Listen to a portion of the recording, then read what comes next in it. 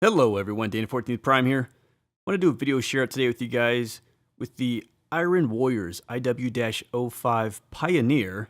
This is of course the animated series Transformers Prime Optimus Prime. The Pioneer figure here is a highly tune accurate, about 10-inch tall, posable action figure. So it does not transform. I'll get that out of the way straight away. It is an action figure. What they went for here is very high tune accuracy. And I think they do a good job of it. All the right details are there, all the right paint applications. It's got a nice shine to it that makes it look like that CGI that they used in the cartoon. It has pretty good, but not outstanding, articulation and poseability, and comes with a number of swap outs that you would see in the cartoon, and we'll show you those in this review. If you want to check out the box for the Pioneer figure here, check out my Instagram, same handle, Dan14th Prime. You'll see out there my unfortunate first impressions with this figure, where I lifted him out of the box and 3 of those 4 wheels on his legs were in the package still. Both the stacks in the back were in the box still. The face mask had fallen off, and both of his shoulder armor pieces were loose in the tray as well. So he got shook up pretty good and just like fell apart. Fortunately, it all sort of just slides and pegs back together. But the laugh out loud kick in the nuts after that was when I picked him up, his backpack was also unglued and fell off as well. So I spent some time putting this guy back together. I did glue the backpack back on and just pegged in all the other pieces. All seems okay, but not a great first impression. Again, you'll see all that out on my Instagram. Should you be so bold as to pick this figure up, check the link in the description below. Do some shopping, I'll put some options out there. This figure should run in the $120-ish, give or take, whatever, 10 or 15 bucks probably price range. And for any Transformers or other fun toys and collectible needs, check out my Amazon page, link down in the description below as well. All right, let's jump in and check this figure out. Let's do a little overview of the Iron Warrior Pioneer here. He stands about 9.5 inches tall, weighs in at about 10 ounces. You can compare that to a Transform Element Op Leader here. Pretty much the same height, spot on. But Op Leader is 1 pound 3 ounces, that's 19 ounces, almost twice as much in weight and heft as the Iron Warrior Pioneer. And then because he's a highly detailed action figure, bring in a hot toy, an older one, Iron Patriot, just for comparison. It's not going to jump out at you here, but I'm going to plant the seed. They're just really the paintwork and quality of finish. Obviously is not to that level, nor should you expect it to be. And then here, which is the only other Optimus Prime action figure that I have close to this size. But here he is next to the Hot Toys 12-inch Optimus Prime action figure. So let me just give you the overview of the figure. I think the tune accuracy is like super high. It's all the right sculpt. It's all the right panels. It's, 90% all the right paint applications. They've got the right build to the figure, kind of that lankiness that he had. Big lower legs, big shoulders, big feet. And the figure definitely has its moments where you see a lot of nice detail and just like parts all coming together to fill the figure nicely. So I will say the tune accuracy and look and paint overall is very good. It's the best feature and aspect of the figure. Again, just recognizing that it's only 10 ounces, so very flimsy in hand. The head sculpt here, it's very good. Again, just that tune accuracy. Aside from the fact that face mask was floating around the box when I got it, I think the head is very well done. Even the paintwork in the eyes, the blue and the eyebrows, all very sharp, as is the blue and silver. And from the side view, again, all the right accents. That sort of black inside panel, the silver ear. Definitely a strong head sculpt. If we just step back a bit and get the whole upper body in frame, I think they do a nice job with these floating windows. Super fragile. They talk about these being easy to break.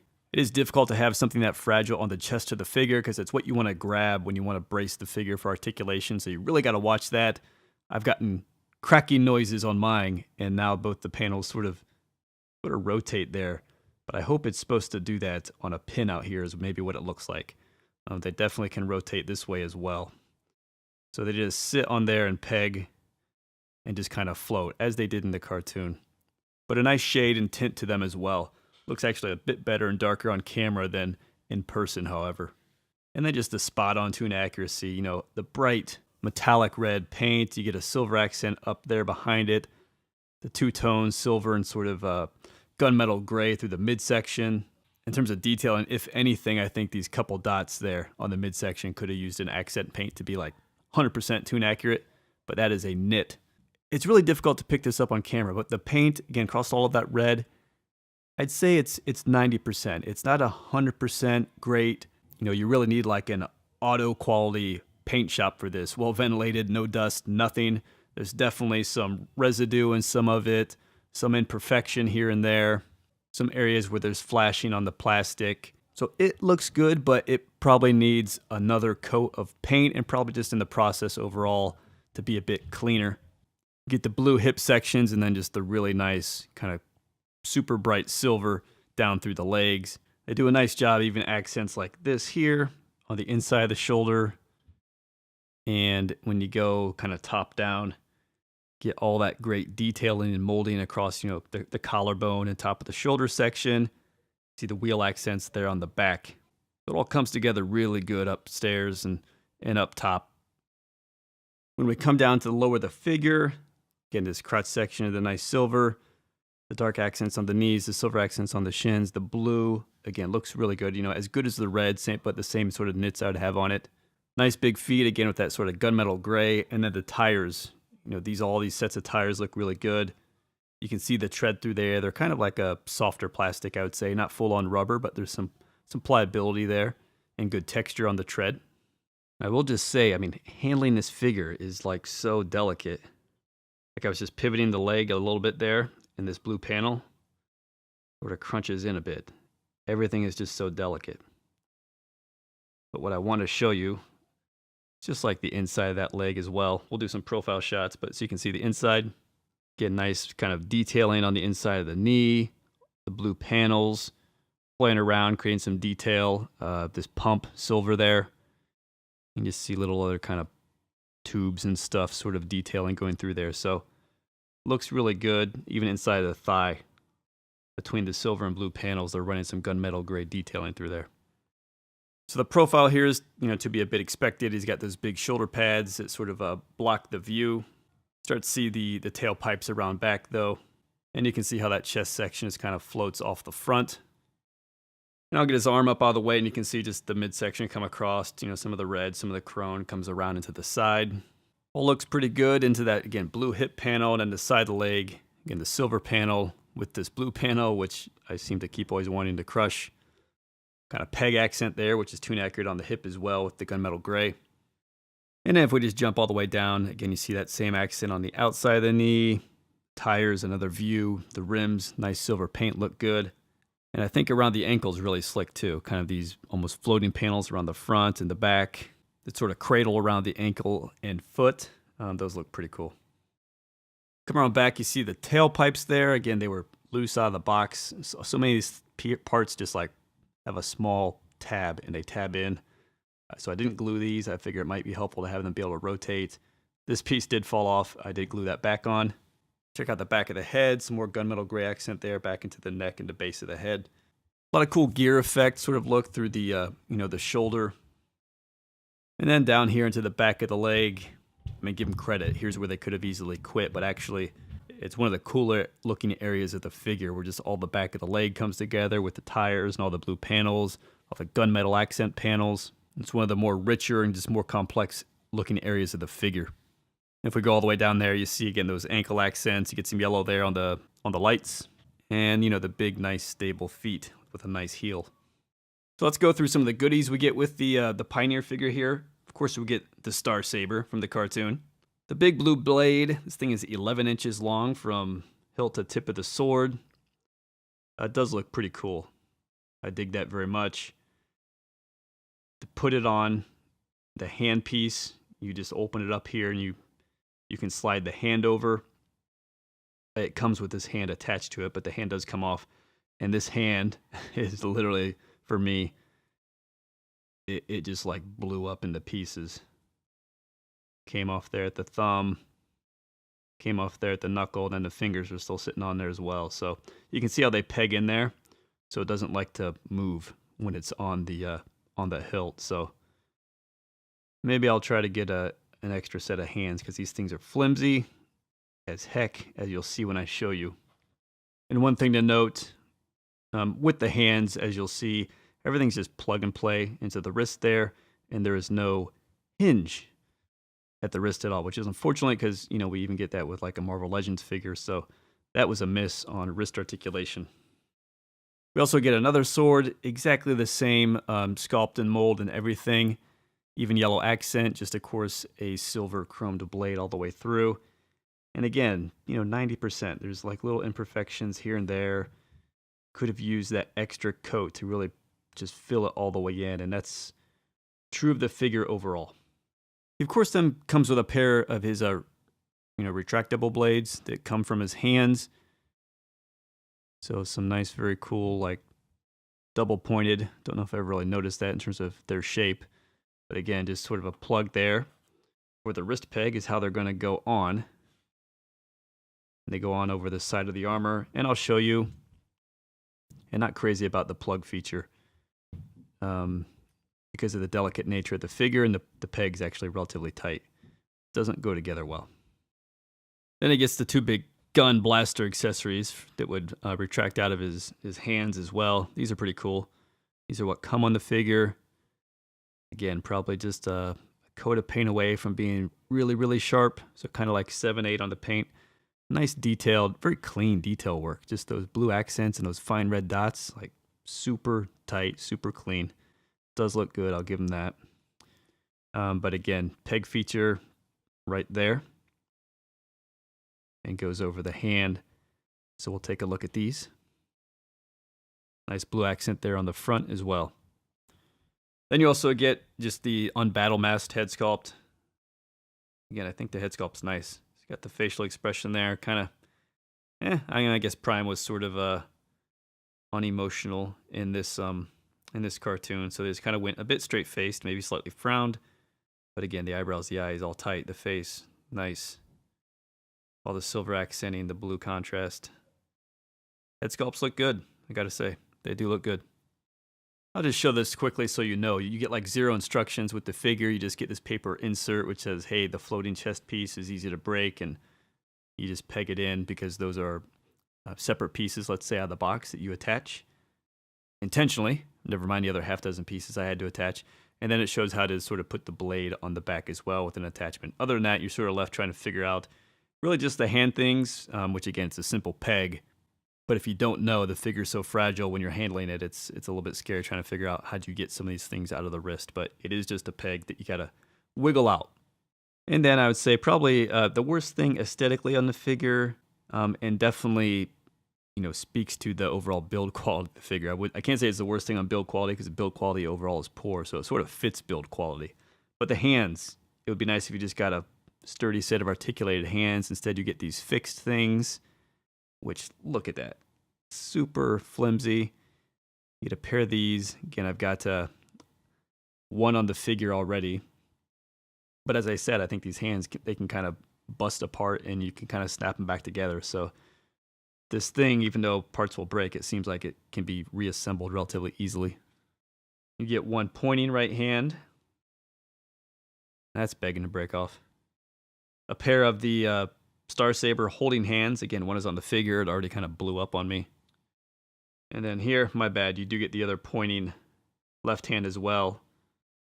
Forgot that was on the figure. Or the other fist here is what's on the figure. So a pair of fists as well. So all the hands do come in pairs. And then the last thing is this, which is used to, again, store the sword on the back. So if you took one of the swords, and I just like to start with the long piece because I think it's the easiest. Stick that through. One side has a bit of a groove that makes it thicker. Make that the bottom. And then you take your clasping piece, and again, that'll just kind of come right over and peg into it like so. And there's a little hook right there. And on the back of the figure here, assuming this whole back piece doesn't fall off again, that will just hook on there. Right into the center. And again, it's 11-inch blade, 9.5-inch figure, so you get a bit of a natural slant there to have that fit on while he stands, though it is like super close to the ground. Okay, let me show you just one time on the wrist peg here. It's straightforward, and I'll just go offline and put the attachments on so you can see them on the figure. So again, Wrist just pegs in right there, and I'm just like wiggle, wiggle, wiggle. I mean, this thing, you just see parts moving that probably shouldn't move. Super tight peg. And you wonder where you have to brace the thing sometimes to be able to take that force. But there you go, gently wiggle it out. And for example, if we went with the blaster piece, you see the peg is right there. And that's just gonna go over like this. The same thing. Gentle wiggle, wiggle. There he is with the gun blasters on. I think pretty cool accessory. Give you that from another angle. And I put these off and on with less concern than other accessories. I think the silver here clears the red nicely. So there's no friction or contact sort of paint wear concerns when I put those accessories on. Here you have the blades, and I do think the fit on the outside of the armor is really tight when you try to jiggle that on there. I actually laid a piece of tissue paper, just like this, kind of on the outside, and then put that piece on because it felt like it was getting some wear.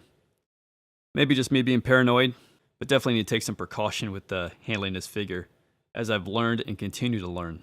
For example, that comment about the windows kind of indenting in, well, it actually is just sort of popped off. So another little thing that, thankfully doesn't break, and I'll just sort of dab a glue to get it more securely together again. And again here, I think I generally showed you this, but pop off this handle. We'll grab the left hand here and actually take off the bottom as well. Probably actually the most important part, but this will just help you not have the big blade up there when you're trying to work on this with the hand, which we know is fragile. Put that piece back on, and then put the blade back on this way. And then here he is, just to show you officially every single accessory on the figure. This is the new Star Saber, the Silver Star Saber. So you get them both from the series. Then the last thing is just the additional head sculpt. It actually comes out pretty easy. Again, just a simple peg. And the second one goes in. As easy as the first came out. So there you get the unmasked version. Okay, so once we get past aesthetics and sort of the look of the figure and the accessories, which are all pretty good, we get to articulation, which is where the the build quality, other than the feel and hand, the articulation is really where you'll notice the poor build quality as well, because parts will just start falling off probably. So you really need to understand how the figure moves to minimize that risk. The head here is generally a low risk. It's on that peg as I showed you. It looks up pretty well, like that. Doesn't really look down because he just kind of gets his chin down into his collarbone. And you get, that much to the side, which is plenty. When you come to the shoulder, he's got a butterfly. You get a little bit there at the shoulder. This piece here articulates on a hinge. So you'll want to get that up to then move this piece up, and it goes all the way out, nice and straight. And similar, you want to raise it up pretty much straight out like that as well. The swivel is at the elbow. In the elbow, there's a double joint in there, but the forearm armor is just so long that you only get so there's the first joint, and then you get just that few millimeters probably from the second joint. The hand, as I had said, is just on a peg, so you can spin it snug in there. And what it's missing really is a hinge, unfortunately.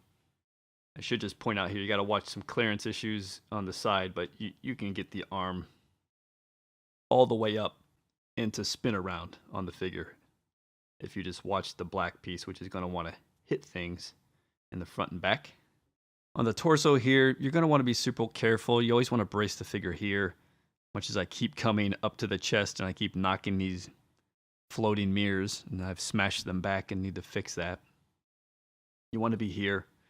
But it's a bit unfortunate because there's a bit of crunch there. Not much, but there's a joint there. And frankly, it's hard to use if you can't really grab onto the chest. But you just get a little bit of front and back rock, like one notch, if you will. And then, of course, Watch the hip plates there as well, but you'll get like rotation like that, probably good 45 degrees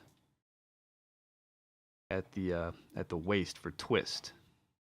Could maybe even push that further, but seems to be some, areas where I can see some contact's going to come into play. Down to the hips here. I'll do a good split, but like that feels pretty good. Definitely see these blue pieces rising up a bit and taking some pressure, so watch that. And the swivel is at the knee as well. In terms of the kick, I think pretty good. A little bit loose on the joint there, but definitely all the way out, straight out. And a little bit back as well. And then the knee there, again, you can straighten it, even abnormally straighten it a bit, arc it that way. And everything you need there at the knee. A little bit of a black accent there that helps make that not look too bad, but definitely opens up a bit. And then finally, just down here at the foot, there's rock in there. A little bit to the outside, but much better where you need it, which is to the inside. And as well, the toe and heel a little bit separate as well. So you can kind of do that. Point the toe up a bit as well. So good foot articulation. So again, I think solid but not spectacular articulation overall. The wrist hinge is a miss. Frankly, articulated hands overall is a big miss. But if you're going to do the fixed pieces, definitely the hinge at the wrist, big miss. Probably find a way to get that double joint on the elbow to pull through a bit better. Would have been an improvement. There you have it, guys. The Transformers Prime, Iron Warrior, IW-05 Pioneer. I'm a fan of Transformers Prime. I think it was a great series, incredibly well written. It was really that show that got me back into Transformers, coming back from when I was a kid. It wasn't the movies or anything like that. It was actually that TV show. So I got a lot of love for it. And I think this figure here, aesthetically, very, very nice. Overall, very pleasing. I think a solid 8 aesthetically. But the downside is the build quality is probably like 5, 6. I mean, it's 10 ounces. It's very light. It's very flimsy. You feel that in hand. You just cringe when you have to move this figure and articulate it and make it do the things that you want an action figure to do. But personally, if I was you watching this review, at $120 or what you might find this figure for, probably pass on it. It's definitely not for everyone. And because of the poor build quality, I'm not sure it's even worth that, quite frankly. It feels like they need to put like 4 or 5 ounces of weight into this thing and just overall make it more stable and durable. Especially with all the problems I've had with just parts falling off of the figure straight out of the box, or parts being so delicate that you just sort of touch them and they're popping off. So I don't recommend it for most of you, but should you be so bold or foolish as I, link in the description below. And again, if anything on the channel is ever helpful to you, entertaining, any shopping you do through any of those links, supports the channel at no cost to you and is very much appreciated. All right, guys, thanks for checking out this video. Share out. I'll see you next time.